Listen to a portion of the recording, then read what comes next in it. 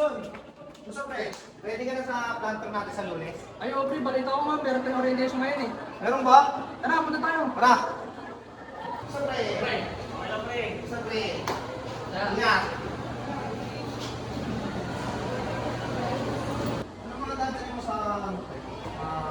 Nagtanong basta kung ano yung pwede yung makaano. Good day everyone. Hey sir.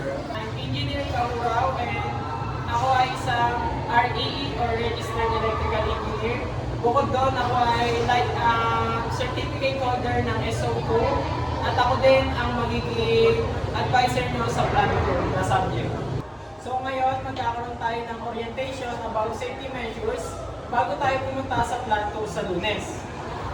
Unang-una ay safety gear or PPE and hard hat. Huwag nyo kakalimutan suotin ang PPE nyo, lalong-lalo na ang hard hat. Kalimutan nyo na ang lahat, huwag lang ang hard hat at PPE.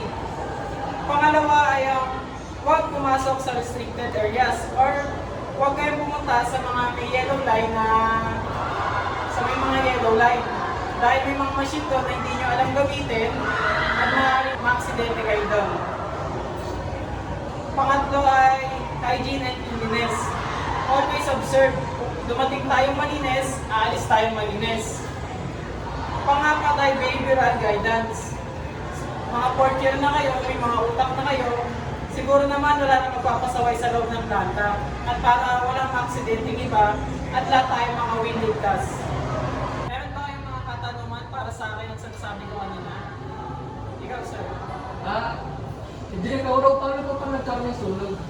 Meron tayong mga evacuation area na nakaready pag kung sakali magkaroon ng sunog.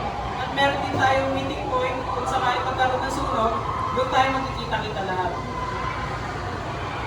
Meron ka bang katanungan? Wala po akong tanong dito.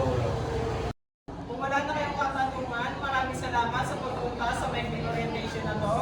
Na tungkol sa safety measures pagpunta natin sa Lunes sa Malta.